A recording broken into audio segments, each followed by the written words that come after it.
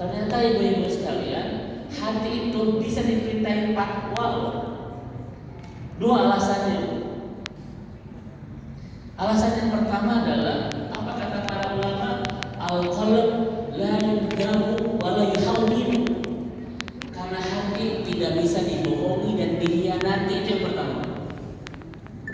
Kita bisa nggak membohongi keluarga besar kita? Kita bisa nggak membohongi seisi semesta ini? Bisa.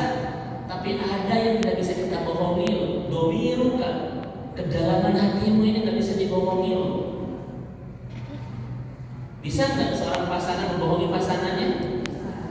Bisa nggak seorang teman membohongi temannya? Bisa nggak seorang keluarga membohongi sisi keluarganya? Bahkan kita bisa membohongi semua manusia yang ada di muka bumi ini. Tapi ada satu yang kita miliki tidak bisa dibohongi, domiruka, hatimu nggak bisa dibohongi. Sok ibu berbohong dengan hati sendiri, bisa nggak? Nggak bisa. Ini alasan pertama kenapa muncul kalimat ikuti kata hatimu, yang dalam bahasa Nabi kita patok pada hatimu. Karena hati itu bisa dimintain fatwa. Ketika kita sedang ada di persimpangan jalan, tersudut dengan dilematis, kebimbangan, kegalauan, ya kan? Ikuti kata hatimu. Kenapa? Satu, hati tidak bisa la yudhamu wa la yuhawwin. Hati nggak bisa dikhianati, hati nggak bisa dibohongi. Seisi semesta ini bisa Anda bohongi, tapi hatimu sendiri nggak bisa Anda bohongi. Contoh begini, Bu. Saya sering sampaikan di TNI. Kematian itu, Bu, penyambung kita dengan 5 kenikmatan. Saya sampaikan ini terus. Karena memang saya punya kajian, teknik tahu juga ya, wisata kampung akhirat. Saya punya training sudah ke angkatan ke-48, wisata kampung akhirat. Saya, Ustaz Darlis, Ustaz Jumharudin, Ustaz Danang Mubarak, kita punya tim asatid yang bikin lembaga training namanya wisata kampung akhirat. Lembaganya namanya MDA, Majlis Darul Akhirat. Kita betul-betul kumpulkan semua ayat, semua hadis yang berbicara tentang masalah akhirat itu. Kesimpulannya, kematian itu penyambung kita dengan 5 kenikmatan. Satu, nikmat alam kubur yang Nabi sebut dengan raudhah min riyadil jannah, seindah taman-taman surga. Maka ibu jangan khawatir dengan alam kubur, karena kata Nabi itu seindah taman-taman surga. Yang kedua, wa anna faradtahu alal haud, kata Nabi, aku akan menggandeng tangan Anda menuju telaga haud dan kita minum bersama-sama di dalamnya. Siapa di antara kita yang tidak ingin digenggam tangannya oleh Rasulullah bersama-sama menuju telaga haud dan minum bersama-sama? Ingin tidak? Yang ketiga, orang yang sudah meninggal itu akan mendapatkan surga, sebuah kenikmatan yang akan Allah berikan kelak di akhirat yang tak mungkin bisa kita bayangkan saat ini keindahannya, betul tidak? Bayangkan. Yang keempat, ru'yatullah, kita akan bisa melihat wajah Allah nanti di surga. Dan apa kata Nabi? Itulah senikmat-nikmat kelak di akhirat, melihat wajah Allah. Dan terakhir, ibu-ibu sekalian, kita bertemu lagi dengan orang-orang yang kita cintai yang saat ini sudah tiada kematian mereka. Betul? Kematian mereka memisahkan dengan kita, namun kematian kita mempertemukan kembali dengan mereka, dengan orang tua kita terutama. Bayangkan sama ibu-ibu, kematian mempertemukan kita dengan orang tua kita, mempertemukan kita dengan Rasul. Allah bisa melihat wajah, Allah bisa mendapatkan surga dan mendapatkan keindahan alam kubur sehingga taman surga. Semua kenikmatan ini hanya bisa kita dapatkan setelah datang kematian. Betul? Pertanyaan saya kepada ibu, kalau begitu kematian ini dirindukan, ditakutkan. So kata-katanya, siapa yang merindu kematian? Betapa bahagianya kita digandeng tangan. Kenapa ini mengancam sama? Karena kita punya hati yang bisa dibohongin tentang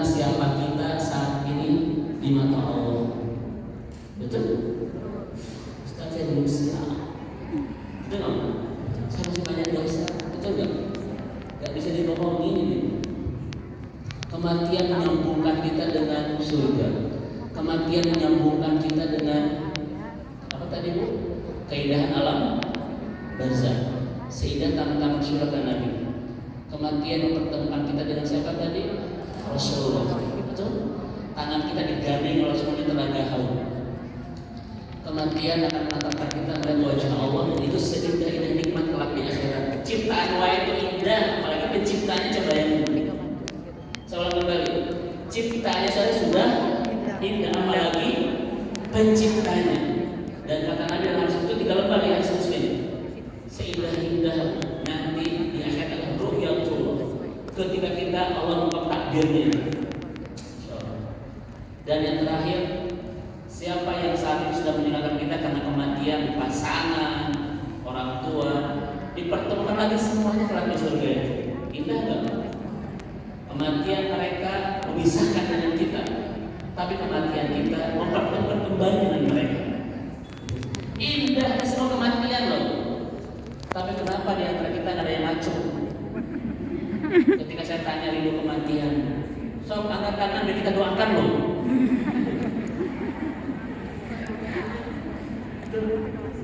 Kenapa Bu? Kenapa nggak ada yang ngaco? Saya tanya jujur, ada kekhawatiran enggak? Ada ketakutan enggak? Ada ketersiapan enggak? Kenapa? Karena kita punya hati yang bisa dibohongin tentang siapa kita di mata Allah. Saya bisa bohong kepada pasangan saya, tapi saya tidak bisa bohong Allah hati saya. Coba angkat tangan sudah ada siap coba datang ke akhirat, angkat tangan yang sudah siap saat ini. Kita doakan bersama-sama. Nggak ada. Kenapa?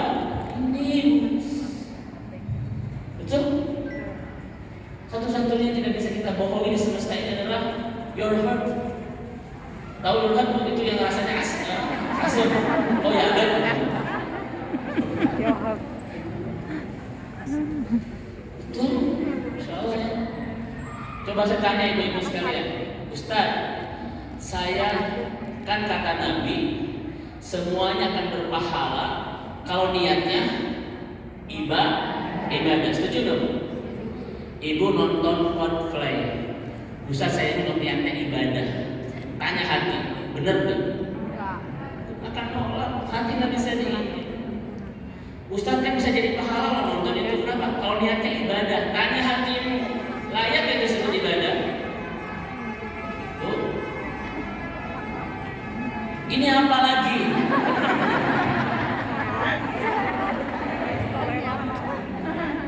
Itu toleran ya? Nah beda.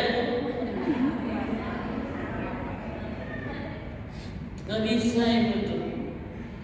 Ustaz kan asal nama atas nama ibadah, nanti cuma jadi pahala. Hati itu bisa dikasih fatwa. Ada di antara ibu-ibu yang berfatwa hati itu mengatakan nonton Coldplay ke mana tadi? Ke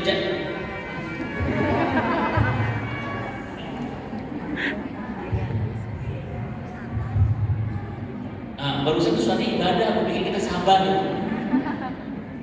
Coba angkat tangan di sini, ada nggak hatinya yang mengatakan nonton kayak gitu itu ibadah, ada nggak? Itu hati loh, dia bisa ngasih fatwa, nggak bisa dibohongin hati itu.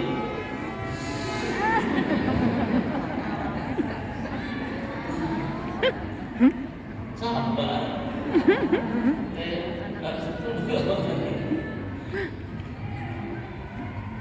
Ustaz, saya nanti habis tawaf di Pasar Baru mau sholat di jamaah. Kenapa? Kan sabar. So, hati bisa nggak? Asal tahu itu sabar? Itu hebatnya hati, nggak bisa dibohongin. Walaupun kita habis seharian di Pasar Baru, Bu ya.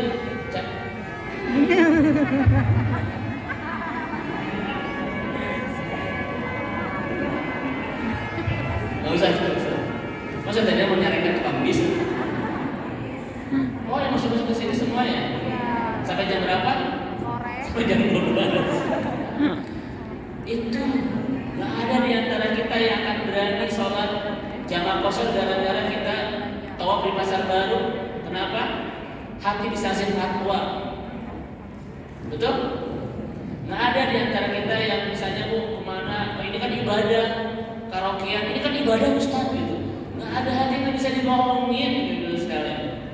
Ini salah satu kehebatan yang dimiliki oleh hati, nggak bisa dibohongin. Ini alasan pertama, kenapa hati bisa kita mintain fatwa, istafti qalbak. Ya. Dalam bahasa kita ikuti kata apa Bu? Ikuti kata hatimu.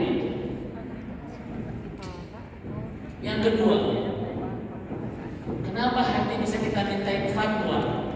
Sampai muncul kalimat ikuti kata hati. Minta fatwa dalam hati ini. Karena itu juga kata para ulama ibu-ibu sekalian. Sebagaimana hadis ini kan, hadis ini muncul kepada Wabisah bin Ma'bad dari Rasulullah SAW terkait dengan ketenangan kebaikan itu menenangkan dan keburukan itu atau kemaksiatan itu menggelisahkan. Ini alasan kedua loh. Kenapa hati bisa kita mintain fatwa? Karena hati itu pengawas terbaik yang kita miliki.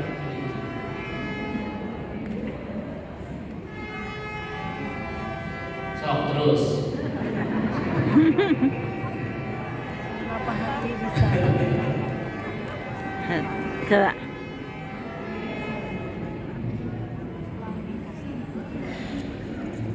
Ini menenangkan menggelisahkan Hati bisa kan ya Kita judul hati di setiap ketaatan, iya teh. Kenapa hati bisa mendapat di satu setiap hati kesalahan, tidak bisa kemaksiatan, dibohongi, kedua hati menggelisahkan. tidak bisa. Itu pengawas terbaik yang kita miliki. Nah, hati bisa Maka pengawas tidak ada terbaik yang ketaatan yang kami kita lakukan kecuali menghadirkan ketenangan di perasaan, dan tidak ada kemaksiatan yang kita perbuat kecuali menghadirkan kegelisahan di perasaan, dan itu hanya dimiliki oleh hati. hati. Saya tanya ibu-ibu, kalau jawab dengan jujur, ketika Zulaikha itu gagal menggoda Yusuf, memfitnah tidak? Memfitnah. Apa fitnahan terbesar perempuan itu? Dia Fitnahan yang terbesarnya apa? Bunda? Mau merkosa. Hah? Yusuf akan goda aku loh. Itu walaupun ketika itu dibantah. Kenapa?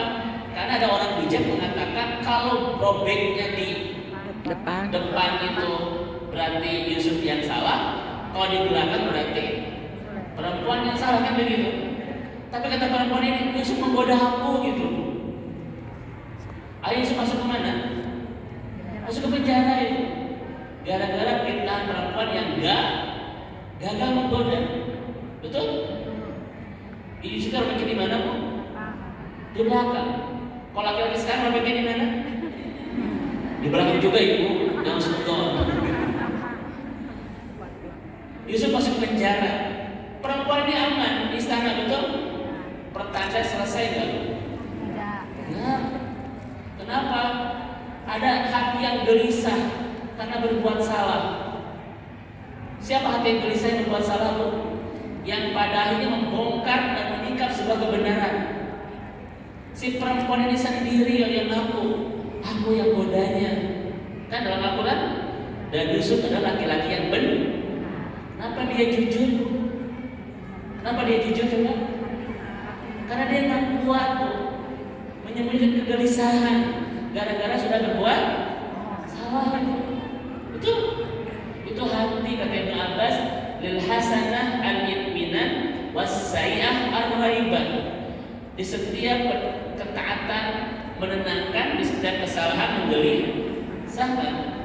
Sebetulnya ibu, kalau hati tidak berdampak gelisah, sudah selesai masalah. Yusuf di penjara, perempuan aman diis, sudah selesai. Tapi ada hati yang resah, ada perasaan yang gelisah. Akhirnya perempuan ini tidak kuat menyembunyikan ketidaknyamanan itu. Yang palingnya ngaku, betul? Saya yang menggodanya.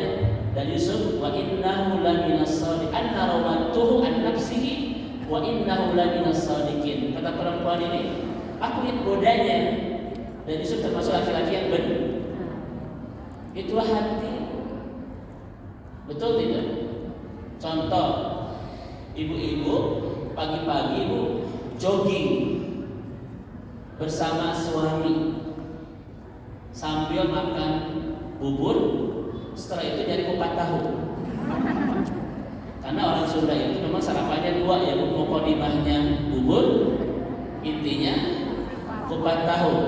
Nanti cuci mulutnya sebelah. Sebetulnya saya pengen bicara untuk makan-makan Eropa, tapi wajah-wajah di sini memang cocoknya apa, Bu? Ini kita Bunda ya begitu. Ibu jalan-jalan jogging bersama pasangan, beli bubur, beli kupat tahu, nyari komplek begitu. Sok besok mau ganti, jangan pasangan tapi laki-laki lain. Sok jalan-jalan, bubur. Terus tahu apa tadi? Sok tahu apa?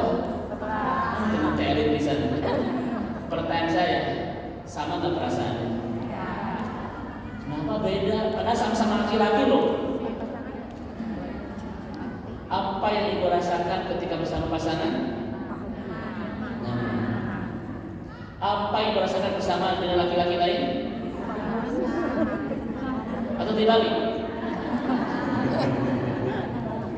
Pertanyaannya, why? Apa? Itu hati. Itu hati.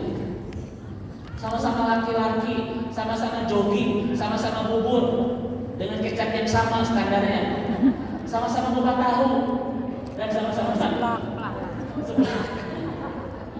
Perasaan beda itu hati, betul. Luar biasa hati itu. Domiat pengawas terbaik yang kita miliki itu adalah hati. Ibu pengen tenang nggak, Bu? Pengen tenang nggak? Rumah cuma satu. Jangan cari keberlimpahan, cari kebaikan.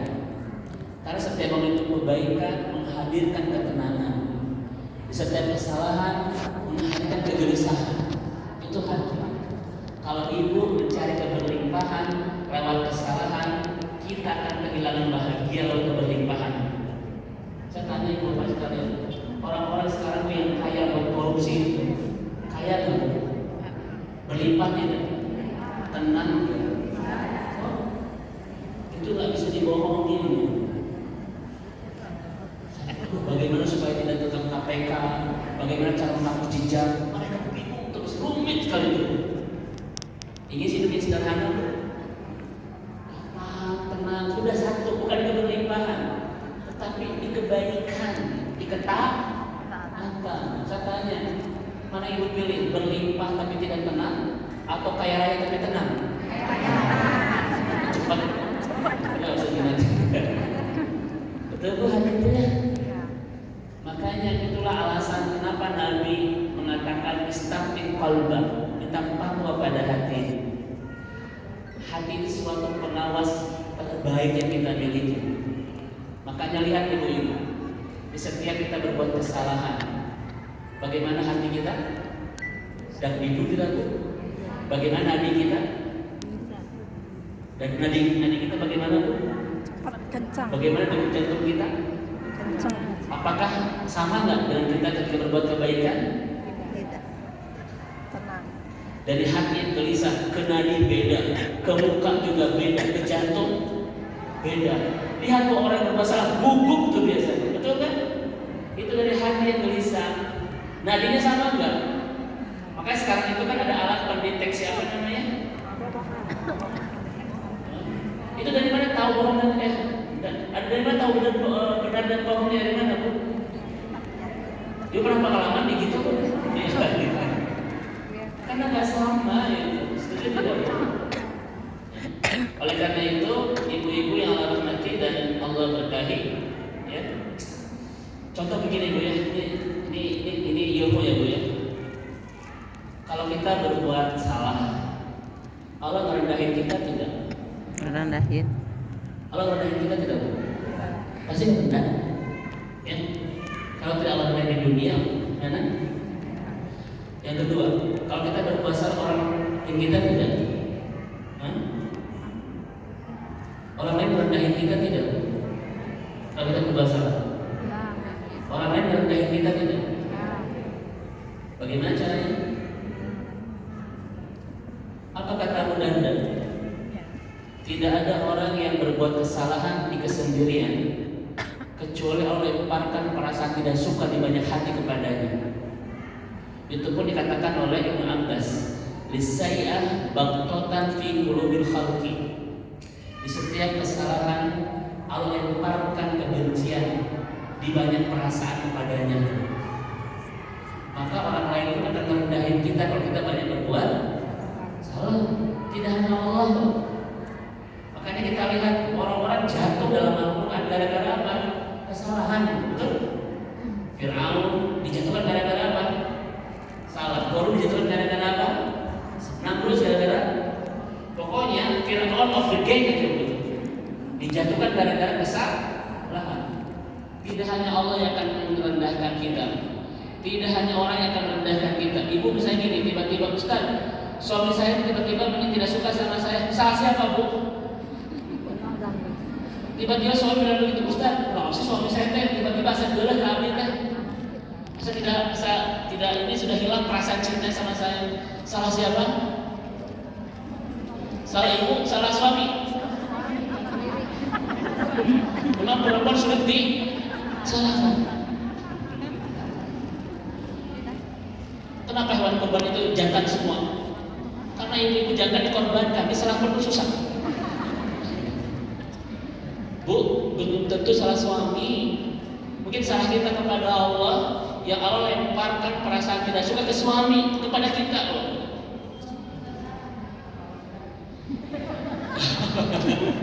Bunda, tiba-tiba suami tengah barudan aja, salah sabun, salah suami. Belum tentu ya punya.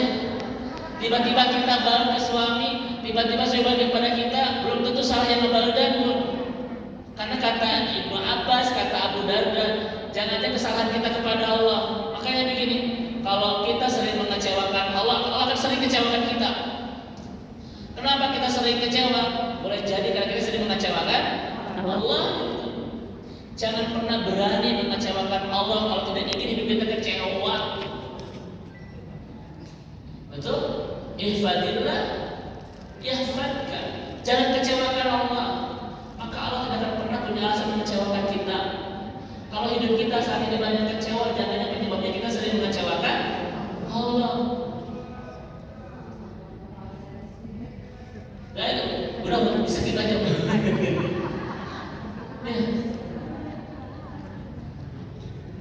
Betul nggak? Itu ya. Yang kedua, jangankan Allah, jangan orang lain loh merendahkan kita loh. Saya berdiri ya. Kalau kita berbuat salah, hati kita pun akan merendahkan kita itu. Ustaz, saya memang nggak pantas deh bersama mereka, saleh teuing. Itu ada kerendahan loh. Gara-gara kita berbuat apa coba? Halal. Yo pengajian ke Ummahatul Qur'ani, hoyong Ustaz tapi izin ha. Itu mah ahli surga semuanya. Ahli bu ahli naon itu? Ada perasaan begitu nggak Bu? Hati kita sudah merendahkan itu. Ustaz saya makanya malu, Ustaz izin, Ustaz nggak pantas. Itu masalah oleh teuing. Kita sudah direndahkan oleh hati kita gara-gara kesalahan sendiri. Kita pertanyaannya, kalau kita merasa tidak pantas bersama orang-orang soleh, kita bersama siapa? Itu nggak Bu? Nah ini hati. Jangan pernah, justru hati itu harus menyanjung kita ya Bu ya, memuji kita, jangan pernah merendahkan kita. Sekarang Terika berapa menit lagi mau izin? Habis? Terakhir aja lah ya. Ustaz, hati yang bagaimana yang bisa kita mintain fatwa? Nah ini nanti rumusannya. Ini sebetulnya satu bahasannya, tapi baru bercakap mukadimah sedikit ya. Hati bagaimana yang bisa kita mintain fatwa? Dari banyak rumus, karena ini banyak rumusnya, saya agak capek sampai tadi habis waktu ya Bu, bikin materi ini karena terlalu banyak materi yang ingin saya sampaikan. Karena bahasan tema hati itu banyak banget ya Bunda ya. Kesimpulan satu saja, hati yang bisa dimintai fatwa adalah itu. Kenapa kamu ngomong itu? Atau enggak begitu? Oh sudah. Tadi toler ya, Hati yang bagaimana Bu? Hati yang ta'alluq qawiyah, yang bisilatillah subhanahu wa ta'ala. Hati yang kuat terhubung kepada Allah subhanahu wa ta'ala. Hati bagaimana yang bisa kita mintain fatwa? Hati yang kuat terhubung dengan Allah subhanahu wa ta'ala. Ustaz, kenapa hati yang terhubung dengan Allah itu bisa dimintain fatwa? Minta 20 lagi Tarika. Tarika sudah punya hati yang sudah agak rudet. Belum banyaknya. Sebentar lagi Tarika. Nggak soleh Tarika, masya Allah. Kenapa? 3 alasannya. Hati yang terhubung kepada Allah bisa kita mintain fatwa. Kenapa? Alasannya 3. Kenapa? Yu'tiullahul hidayatul qalb. Karena Allah akan memberikan petunjuk kepada hati yang kuat hubungannya dengan Allah. Petunjuk apa Bu? Petunjuk untuk mudah menangkap hikmah di balik musibah, mudah menangkap cahaya di balik pekatnya malam, mudah menangkap pelangi di balik derasnya hujan, mudah menangkap sinyal-sinyal bahagia di balik tetesan air. Itu namanya mudah hidayah. Ayatnya Bu At-Taghabun ayat 11. Wa may yu'min billah yahdi qalbah. Allah akan berikan petunjuk kepada hati yang terhubung kuat dengannya, sehingga orang kayak begini Ibu sekalian mudah menangkap rahasia-rahasia tersimpan di balik saya harus pilih mana ya, saya harus bagaimana saya bercara menentukan. Itu Allah berikan petunjuk. At-Taghabun ayat 11. Dan yang kedua, Ibu sekalian, hati yang terhubung kuat dengan Allah itu adalah al-ihsan fil ibadah. Dia akan makin hebat dalam ketaatan. Kenapa? Karena merasa dilihat oleh Allah, yang kita sebut dengan ihsan. Maka kehebatan orang-orang yang hati terhubung dengan Allah mudah menangkap rahasia-rahasia di balik peristiwa itu. Dia mudah menangkap hikmah di balik musibah. Dia mudah menangkap cahaya di balik pekatnya malam. Dia mudah menangkap pelangi di balik derasnya hujan. Yang kedua, dia akan makin indah dalam ketaatan. Kenapa? Karena dia merasa Allah sedang melihat. Terakhir yang kena waktu, yunawwiruka qalbaka fil hayat. Allah akan menyinari hatimu ketika kita memilih, memutuskan, mengambil pendapat, mengambil sikap, mengambil keputusan. Itu Allah akan terangi, sehingga orang yang kayak begini Bu, ketika minta fatwa kepada hatinya jarang berakhir kecewa, jarang berakhir menyesal dan menderita. Kenapa? Karena Allah bimbing untuk memilihkan yang terbaik. Allah dampingi untuk memutuskan yang terindah. Allah bersamai untuk mengambil sikap-sikap yang akan menambah kebahagiaan. Itulah hebatnya hati yang terhubung kuat dengan Allah. Pertama, diberikan hidayah. Kedua, merasa terus dipantau oleh Allah ya, sehingga akan semakin indah dalam ketaatan. Dan yang ketiga, ketika memilih, memutuskan, mengambil sikap dalam hidupnya, tidak akan sering berakhir dengan kecewa dan penyesalan, karena Allah bimbing hatinya untuk memilih dan memutuskan. Ya, pertanyaannya, bagaimana cara menghubungkan hubungan yang kuat dengan Allah?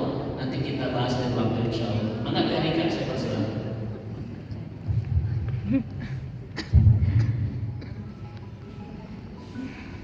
Allah akan menyinari karena terus dibimbing.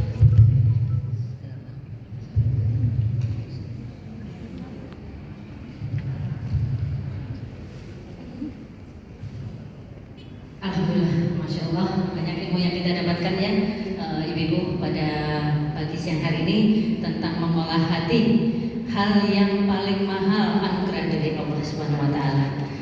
Baik, Ibu-ibu, sebelum kita melanjutkan ke acara berikutnya, tanya jawab, kita akan mungkin bisa dibantu ya para bidadari MTUG. Kita akan melakukan sundukan untuk masjid di Cianjur. Kita akan sama-sama insya Allah akan dibantu oleh Pak Ustadz menyampaikan untuk kesudukan ini. Pak Ustadz, boleh? Ya, memang salah satu program MT Ummahatul Qur'ani itu adalah kembali merenovasi masjid-masjid yang hancur di Cianjur dari pasca gempa. Ada banyak ratusan masjid, dan saat ini MT Ummahatul Qur'ani sedang fokus ke salah satu masjid, yaitu Masjid As-Sa'adah ya. Jadi ada 3 renovasi yang sedang dilakukan oleh MT Ummahatul Qur'ani. Pertama, renovasi masjid secara keseluruhan, kemudian sumur ya. Ya, pembuatan sumur dan MCK ya. MCK. Dan masya Allah memang biaya yang sedang dikumpulkan itu taksiran memang 250 juta, dan sudah terkumpul sekitar 180, jadi kekurangan sekitar 70 juta ya. Ya, 70 juta. dan pembangunan masjidnya alhamdulillah sudah 80% ya. ya. Sumur sudah selesai. Betul. Nah, tinggal yang MCK, Ustaz. Betul. Mari ibu-ibu kita bangun bersama-sama istana di surga ya, dengan turut serta memakmurkan membangun rumah-rumah Allah, terutama yang sedang tertimpa bencana. Karena Nabi mengatakan, man bangun masjidan banallahu baitan fil jannah. Barang siapa yang ikut memakmurkan masjid, membangun masjid, Allah bikinkan istana di mana, Bu? Di surga. Ini sebetulnya adalah betul-betul undangan dari Allah Ta'ala ya, untuk sama-sama yuk kita bisa bikin istana bersama-sama di surga seperti itu, dengan sama-sama dengan Ummahatul Qur'ani kita bangun Masjid As-Sa'adah ya, di Cianjur yang saat ini sedang renovasi. Gitu. Ya, Ustaz. Itu di pusat gempanya, Ustaz. Ya, Di pusat gempanya daerah Longkewang, Dusun Longkewang ya. Longkewang, Desa Gasol, Cugenang. Kecamatan Cugenang, Kabupaten Cianjur. Jadi memang Longkewang, Cugenang. ya memang parah sekali, Ustaz. Betul. Ya, di pusat gempanya, dan alhamdulillah kita bisa dituntun ke sana, Ustaz. Waktu itu TVV dan tim dituntun ke sana untuk melihat langsung, ternyata memang parah, dan air juga, Ustaz, yang biasanya jernih karena gempa itu mungkin bergeser gitu. Jadi airnya itu coklat.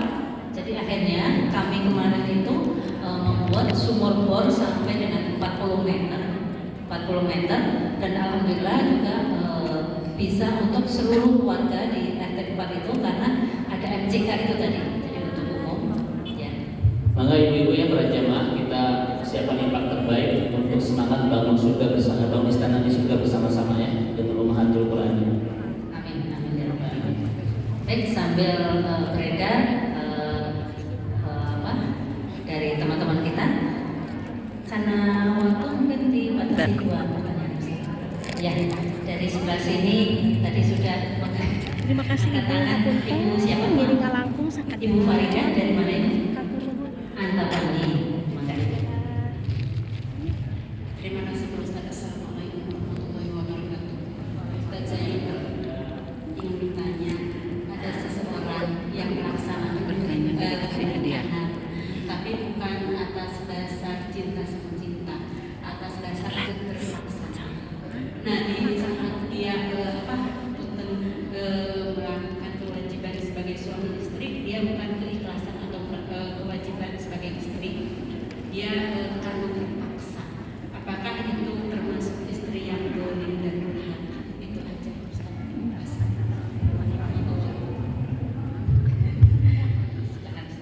Pertama, memang setiap sesuatu yang tidak kita letakkan pada tempatnya itu zalim.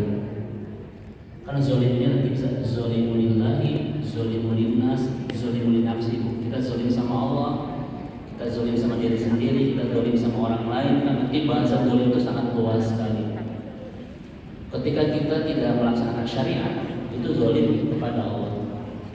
Kenapa? Karena kita meletakkan sesuatu bukan pada tempatnya. Yang satu taat, ini tidak taat, berarti kita zolim kan?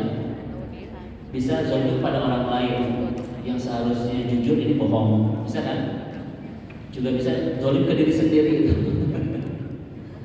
Nah, terkait dengan keterpaksaan dan tidak ada keikhlasan, itu juga bisa disebut dengan zolim. Tetapi bahasan di sini memang kita tidak sedang menghukumi yang, tetapi bagaimana supaya dia bisa ikhlas ketika menunaikan kewajiban menjadi seorang istri. Karena tugas kita kan bukan menjas ya, tetapi motivasi orang itu untuk sama-sama kita ada dalam kebaikan. Nahnu du'a walaysa qadar. Kita jangan sering menjas orang, tapi seringlah mengajak orang dalam kebaikan. Jangan sering menjas. Kenapa? Karena kita ini bukan hakim, tapi kita ini dai. Itu yang ngajak orang dalam kebaikan. Ini kesannya Bu ya Bu. Jadi komitmen kita adalah bukan sering menjas, tapi sering mengajak orang dalam kebaikan. Apa hukum laki-laki yang tidak ke masjid? Ajak ke masjid gitu. Jangan kamu durhaka, jangan gitu ya. Dua-duanya metode dakwah, tapi yang tepat adalah kita motivasi dan jangan menjas. Maka mungkin saya lebih senang Bu, bagaimana cara dia untuk mengubah dari keterpaksaan sebagai ikhlasan, kan begitu ya. Ya betul. Ya. Pertama ibu-ibu sekalian, kita selalu menemukan hal yang tidak kita sukai dari pasangan. Itu banyak. Karena kadang ada pasangan yang sempurna ibu ya. Tetapi di bahasan-bahasan kita sebelumnya, kenapa Allah menakdirkan pasangan itu tidak sempurna untuk jadi ladang ibadah buat kita, untuk jadi ladang amal soleh. Kalau kita tidak menemukan kekurangan dari pasangan, mungkin bahasa kasarnya kita tidak cukup memiliki ladang amal dari pasangan kita. Pasangan ketika dianugerahi kelebihan, jadi ladang ibadah syukur buat kita. Pasangan ketika diberikan kekurangan, di ladang sabar buat kita. Pasangan ketika diberikan banyak hal yang hari itu ladang dakwah buat kita untuk mengajak dalam kebaikan kan. Itulah mungkin rahasia terindah yang Allah berikan kepada kita. Karena pada setiap pasangan yang kita miliki selalu tidak menemukan kesempurnaan. Tak ada yang betul-betul sempurna dari pasangan yang kita miliki itu. Kekurangannya bisa dari akhlak, kekurangan bisa dari ketaatan, kekurangan bisa dari banyak hal. Ada Bu Ade, alhamdulillah. Ibu barakallahu fiik, alhamdulillah bisa bersama. Iya. Baik, ini ibu saya, Bu Ade. Besok kita akan berangkat ke haji ya Bu, hari Sabtu pagi insyaallah. Itu ya Bu. Maka satu, kebohongan pasangan itu tugas kita untuk menasihati. Dan nanti muncul teori bagaimana cara menasihati pasangan, jangan banyak bicara. Karena kadang gagal. Karena kelemahan laki-laki kadang tidak menerima kata-kata dari istri. Makanya nanti ada banyak bikin dakwah yang bisa kita bagaimana cara bikin suami jujur. Kita nanti banyak program itu ya. Kita ajak pengajian, kita ajak ada banyak nanti programnya gitu ya. Jadi ketidakjujuran pasangan di ladang dakwah buat kita untuk menasihati kan. Walaupun menasihatinya jangan dengan bahasa kenal sendiri, karena 70% perempuan gagal kalau menasihati suami dengan kata-kata sendiri. Ayah kan ayah tos kolot insaf itu agak susah ya Bu ya, bahasa-bahasa gitu ya. Atau misalnya lagi maghrib sudah pada sholat maghrib, suami teh masih nonton Naruto, udah di Naruto itu melak cangkek ayah karena neraka, bisa gak Bu? Agak susah ya Bu ya. Maka kita bikin program bagaimana cara menasihati suami, ikut dakwah. Kalaupun kita tidak ngomong, biarkan ustaz yang ngomong, atau orang yang dia dengerin yang ngomong. Contoh misalnya bikin pengajian di dalam keluarga. Ini betul-betul saya pengen Bu, setiap kita punya ta'limul usroh, ta'lim keluarga. Jadi ibu tidak hanya kajian di TSM saja, bikin keluarga besar itu punya program kajian masing-masing. Kajian keluarga besar ini, kajian keluarga besar itu. Itu di sana nanti banyak kebaikan silaturahmi, kebaikan keberkahan. Setiap individu betul-betul nanti akan menemukan hidayah kan. Jangan sampai kita tuh tiap hari di luar terus pengajian, tapi kita tidak punya program taklim keluarga. Ya, kalau taklim keluarga itu nanti pada akhirnya itu ada kelebihannya. Kita bisa dilihatkan ke, karena kita tahu masalah keluarga kita ada masalah tentang bab waris misalnya. Ibu undang ustaz, tolong nanti kajian dia tentang bab waris. Itu bisa nggak? Itu enak itu. Kenapa banyak persoalan yang muncul dalam keluarga? Kata Dr. Akom Rido, salah satunya tidak punya program kebersamaan dalam ketaatan. Itulah yang memunculkan banyak masalah dalam keluarga. Ibu ya. Setiap kita ini harus punya program taklim keluarga. Kalaupun kita tidak undang ustaz, ya undang misalnya keluarga kita yang paham agama siapa gitu. Ya. Itu bisa jadi solusi. Ibu tidak bisa, ayah duduk, tolong dengerin ibu. Innal hamdalillah nahmadu wa nasta'inu. Agak susah kalau begitu ya. Soalnya pasti langsung izin bukan terlihat kan begitu ya. Karena nggak suka dengerin ceramah itu. Biar kalau ustaz dan ceramah itu, kita ustaz tadi tolong kajian tentang bab kejujuran. Ustaz ada kajian tentang bab waris, kebanyakan bab waris ya Bu ya, ini pengalaman saya. Karena masyarakat Kota Bandung, memang kebanyakan tema-tema keluarga itu bab bagaimana cara bagi waris ya, itu banyak banget. Itu bisa jadi metode itu. Dan kekurangan yang dia miliki ladang surga kita ketika kita menyikapinya penuh kesabaran. Apa kata Nabi? Isbir, ya, insyiti sobarti walakin bersabarlah dengan apapun yang ada di pasanganmu, itulah yang akan mengantar kamu ke surga. Tapi kalau pasangan kita sudah merusak masa depan akhirat kita, kita punya Allah dan minta petunjuk kepada Allah untuk memberikan keputusan besar. Ya. Nah, pertanyaan saya jawabannya Ibu, kalau kita terpaksa rugi karena tidak jadi pahala kan, kita yang tetap tidak bahagia, kemudian tidak dapat pahala. Maka sekarang temanya bagaimana mengubah keterpaksaan menjadi sebuah keikhlasan. Itu perlu ilmu. Makanya terus belajar. Ya, tadi sampaikan ke pertanyaan itu boleh ke orangnya.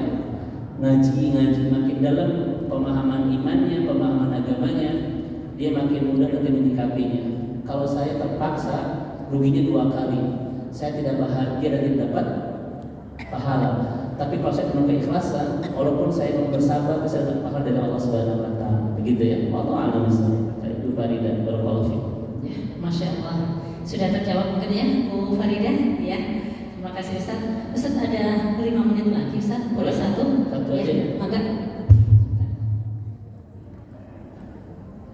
Ya, enggak. Assalamualaikum Ustaz. Mau tanya Ustaz, minta referensi untuk bacaan-bacaan tentang hati apa yang saya buku yang untuk menjaga dan merenovasi hati gitu. Buku apa yang kita baca ringan tapi jet gitu. Makasih Ustaz. Lalu saya di rumah ada banyak ya Teh ya, insyaallah. Tentang hati ini ada dari Ibnu Qayyim al-Jauziyah ya. Kemudian juga dari saya punya ilmu itu 6 jilid ya Teh. Fikul Qulub namanya, fikih hati. Itu 6 jilid, saya nggak tahu ini udah terjemah atau belum ya. Kemudian yang dari Ibnu Qayyim itu ada. Saya lupa apa judulnya. Padahal terjemah itu hatinya gede ya, tapi intinya apa gitu. Coba nanti hati Ibnu Qayyim al-Jauziyah. Itu panduannya keren banget. Saya lupa judul lengkapnya ya. Atau misalnya seni membersihkan hati Said Hawa. Itu bagus.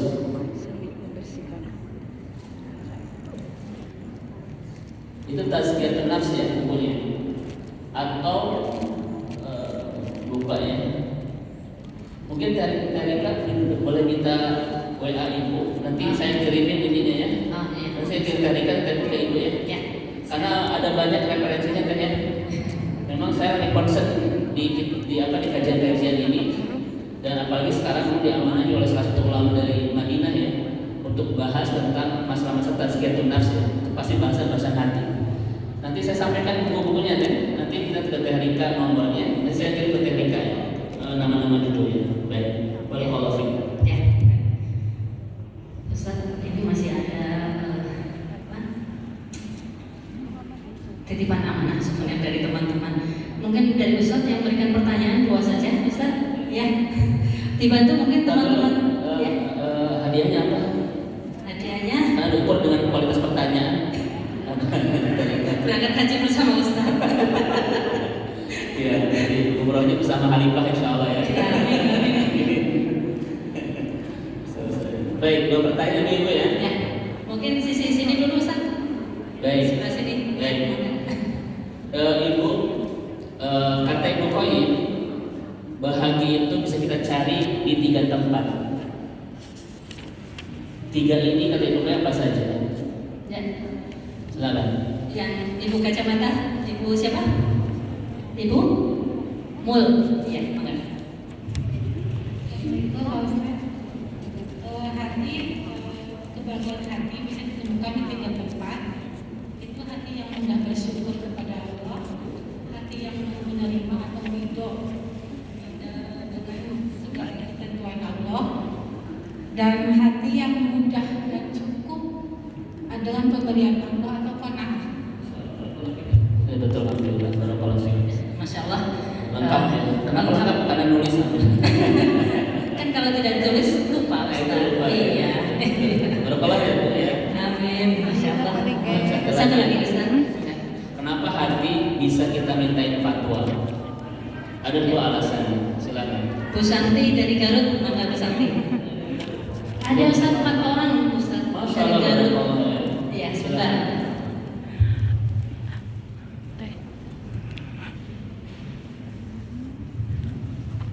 Satu, hati yang tidak bisa dibohongi.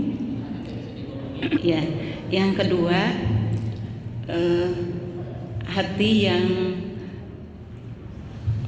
yang kedua hati sebagai pengawas terbaik Betul. yang kita miliki. Betul, Masya Allah. Pertama, kenapa hati bisa kita mintain fatwa? Karena hati itu layu dan berhawin, tidak bisa dihianati, tidak bisa dibohongi. Yang kedua, hati itu adalah pengawas terbaik yang kita miliki. Dia akan tenang ketika kita berbuat kebaikan dan resah ketika berbuat kesalahan. Baik, barakallahu fiik. Alhamdulillah.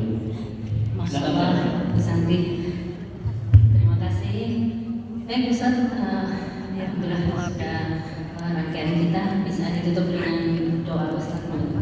Baik, sekali lagi Ibu-ibu, saya besok atau dini hari Sabtu ya sudah berangkat ke Tanah Suci bersama 120 jamaah haji Halifatul dengan Ustaz Wijayanto.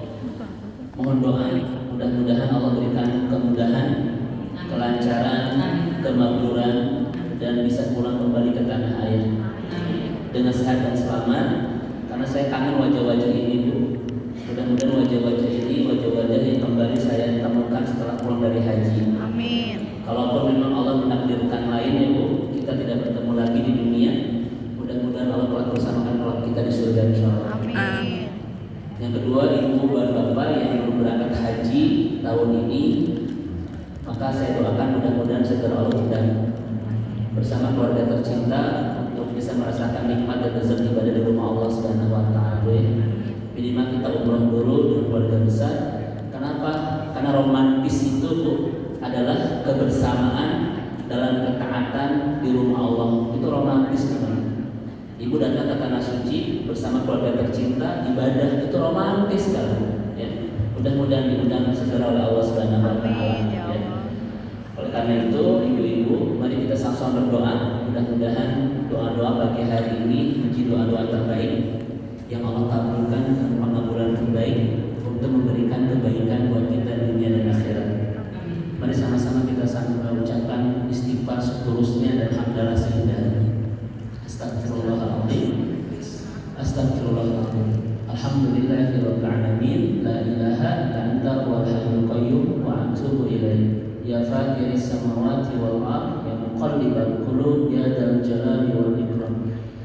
Ya Allah, ya Rahman, ya Rahim, ya Aziz, ya Ghafar, kami semua mohon kepadamu, berikan kami kesempatan terbaik untuk menjadi hamba-Mu yang semakin lebih baik, semakin Kau inginkan, semakin pantas Kau cintai, semakin layak Kau sayangi.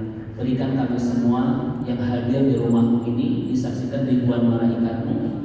Berikan kami kesempatan terbaik menjadi hamba-Mu yang semakin bahagia hidup bersama-Mu, semakin nikmat mencintai-Mu, semakin lezat ibadah kepada-Mu.